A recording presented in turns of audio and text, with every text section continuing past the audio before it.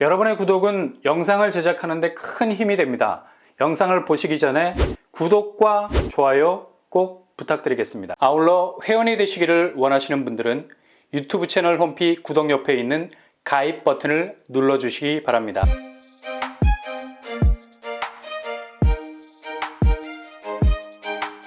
안녕하세요, 뻔뻔한 복덕방입니다. 지난달 3월에 대단한 빅뉴스가 있었는데요. 이게 가려져서 잘 홍보가 안 됐습니다. 이거 잡으면 정말 대박일 수 있는 소식이죠. 요즘 부동산 민심이 흉흉하다 보니까 이젠 굿뉴스보단 배드뉴스에 관심이 갈 수밖에 없어요. 그만큼 리스크가 지뢰밭처럼 깔려 있어서 어떻게 기회를 잡을 것인가 보다 어떻게 위기를 피해갈 것인가의 포인트가 맞춰져 있는 건 사실이죠. 근데 이게 동전의 양면이란 얘기입니다. 어차피 모든 자산 시장은 영구불변의 안정성을 유지하기란 불가능하죠. 그냥 생물 그 자체이기 때문에 하루하루 분위기는 바뀔 수밖에 없는 거고요. 수익률을 감안해 볼 때도 변화무쌍 주변의 환경이 달라져야 수익의 편차라는 게 생기잖아요. 영구불변 어떠한 변화도 생기지 않는다면 이건 동굴에 그려진 벽화 수준. 수천 년이 지나도 제자리야. 이건 자산 가치로서는 먼지에 불과한 제로죠. 그래서 자산 시장이 끊임없이 움직이는 겁니다. 롤러코스터 마냥 파도처럼 치솟을 때도 있고 폭포처럼 아래로 떨어질 때도 있고 끊임없이 요동을 쳐야 뭔가 획기적인 분기점이 생기거든요. 지나치게 고평가된 2022년 전에 부동산 시장은 엄청난 상승세라는 거품이 잔뜩 끼어 있었던 터라 작년 한 해 동안 이걸 털어내기 위해서 낙폭이라는 굵직한 궤적을 스스로 그려나가기 시작한 거고요. 2023년 들어서 살짝 반등하기 시작하는 부동산 궤적은 작년의 낙폭을 만회하려는 움직임으로 다시 그 궤적을 바꾸려는 변화를 보이고도 있죠. 그러나 늘 상수보다는 변수가 깜빡이 켜지 않고 끼어드는 결정적인 변수가 될 수가 있습니다. 이거 이러다가 바닥 따지고 반등으로 가는 것 아니야? 라는 느낌도 들지만 좀 전에 말씀드린 것처럼 상수보단 변수가 지금 가장 큰 영향을 미치는 게 부동산의 현실이죠. 경기 침체가 가속화되고 있는 추세고요. 8개 투자은행 IB 보고서는 한국은 1% 남짓 정도의 성장률을 가까스로 기록할 만큼 침체 국면을 전망하고 있습니다. 그리고 금융 불안 요소도 숟가락을 얹었어요. PF 대출 불안 요소 129조 정도 되는 부동산 PF 대출 부실이 가장 큰 내관이 될 수 있는 가능성. 지난주 연쇄 부실을 막기 위한 금융권 대주단 협의체가 구성이 될 거로 보이는데요. 일단 만기 연장이라는 카드를 꺼내 들었습니다. 급한 불을 끌 수 있는 소화기를 비치하겠다는 건데 여전히 불안 요소죠. 그리고 무주택자, 1주택자에게 가장 큰 체감도일 수 있는 금리 변동 요소가 여전히 불투명합니다. 진원지 미국 중앙은행은 여전히 마이웨이를 갈 것으로 보이죠. 최소 동결이지 인하는 없을 겁니다. 미국 노동시장이 여전히 견조한 면이 있어요. 31만에서 23만으로 일자리 수가 감소하는 둔화 모습을 보였지만 여전히 미국 연준이 생각하는 기준 20만보단 높은 기준이죠. 야금야금 금리를 올릴 겁니다. 한국은행은 내일 4월 11일 기준금리 동결 100% 확실하겠고요. 이렇게 되면 지금 금리 격차가 1.75%에서 2%까지도 금리차가 벌어질 수도 있어요. 이거 숙제죠. 결국 금리를 올리는 방향으로 선회할 수도 있고요. 최근 은행이 가산금리는 축소, 우대금리를 확대하면서 주담대 금리를 내리고 있는데 어디까지나 신규 차주들에게 혜택이 돌아가는 형편이죠. 여전히 기존 대출자들에게는 금리 인하 체감도가 낮은 편입니다. 변동금리의 기준이 되는 코픽스가 떨어지고 있기는 한데 앞으로 어떻게 변할지는 모르는 추세고요. 그래서 되도록 고정금리 쪽으로 갈아타라는 얘기죠.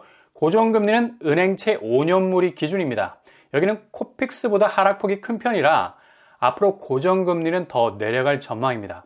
그래서 지금 시점에선 대환대출이 절실한 때죠. 최대한 금리를 낮춰서 들어가야 하는데 기존 대출이 고금리에 물려 있어서 신규 대출 금리 혜택에서 멀어지는 경우가 많은데 정말 신의 한 수 같은 정책이 지난달 3월에 이미 발표가 됐습니다. 지금같이 금리 자체가 안개 속일 때는 정말 속도감 있게 대출을 갈아타는 게 급선무죠. 예를 들어서 A은행에서 1억을 금리 5%에 받았어요. 근데 자세히 보니까 B은행이 금리가 4%야. 당연히 B은행으로 갈아타야죠. 이게 대환대출이라는 얘기입니다. 근데 막상 대환대출을 받으려면 절차가 너무 복잡해. 법무사한테도 여러 번 연락을 해야 하고 대출 실행하는 날은 월차를 쓰든지 반차를 써서 필요 서류 구비해서 은행 가서 50장 분량의 서류에 사인까지도 해야 되고요. 이래저래 멘탈이 나갈 정도로 복잡합니다. 근데 대략 2주 후부터는 이런 복잡한 과정 완전히 없어집니다. 바로 금융위원회에서 대환대출 인프라를 구축을 하죠. 은행 간 상환 절차를 간소화한다는 얘기인데요. 일단 규모가 굉장히 큽니다. 53개 금융회사가 참여를 하고 온라인상으로 23개 대출 비교 플랫폼을 볼 수가 있어요. 그러니 당연히 은행 간 금리 비교가 한눈에 쏙 들어오게 되고요. 당연히 가장 낮은 금리 은행으로 대환대출을 시행할 수 있게 되는 겁니다. 기존에는 금융소비자 선택권이 굉장히 제한적이었는데 이후 금융회사 플랫폼, 핀테크사 플랫폼을 연동해서 금융회사 간 대출금리 경쟁치를 볼 수 있다는 얘기고요. 이 중 제일 합리적인 선택지를 정할 수 있다는 얘기입니다. 그래서 대환대출할 때 발생할 수 있는 중도상환 수수료 혹은 상환 가능 여부를 정확하게 알 수 있게 됩니다. 더 중요한 건 주택담보대출도 확대해서 시행을 한다는 얘기죠. 아마도 체감도가 제일 높은 영역이라 할 수 있겠습니다. 현재 주담대는 플랫폼 구축을 위해서 시간이 걸리기 때문에 주담대 대환대출 온라인 플랫폼은 올해 12월쯤으로 확대가 될 것으로 보입니다. 그러니 변동금리 적용을 받는 분들이라면 확실히 금리가 낮은 쪽으로 온라인상에서 아주 쉽게 선택지를 정할 수 있는 아주 좋은 기회가 될 수 있겠네요. 이게 부동산에서 아파트 원가 공개하는 것과 비슷합니다. 건설 원가를 투명하게 공개를 해서 분양가를 소비자가 비교할 수 있도록 하는 합리적인 선택지를 만들어주는 것처럼 금융에서도 모든 금융 고객들이 투명하게 대환대출 플랫폼을 들여다보면서 금융사 간의 금리 차이를 바로 볼 수 있게 되는 거죠. 그리고 클릭 한 방으로 기존의 복잡한 절차 다 치우고 정말 간편하게 대환대출을 실행할 수 있게 되는 겁니다. 이렇게 되면 자연 중도상환 수수료도 낮아질 테고 더 나아가서 금리까지도 자체 경쟁이 벌어져서 낮아질 수 있는 효과도 누릴 수 있겠네요. 그러니 기존 대출을 끼고 있는 무주택자, 1주택자들에게는 아주 좋은 기회일 것 같습니다.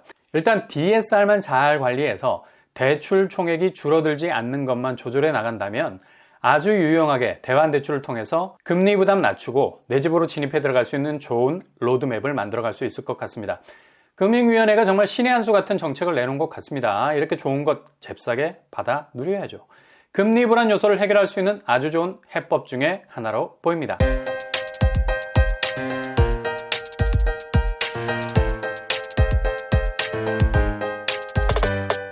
오늘의 부동산 캐리커처, 정말 무주택자에게도 이런 날이 오네요. 이건 무조건 잡으면 대박입니다. 대략 2주 안으로 미친 기회가 오게 되는데요. 이런 기회는 체크 잘 하셔서 놓치지 않는 게 정말 중요합니다. 새 집으로 가는 데 있어서 가장 중요한 맵이 될 수 있는 포인트가 될 수도 있을 것 같습니다. 이번 한 주도 응원합니다. 여러분의 길이 꽃길만 되실 수 있기를 바랍니다. 이상으로 뻔뻔한 복덕방을 마치겠습니다. 구독과 좋아요 부탁드립니다. 감사합니다.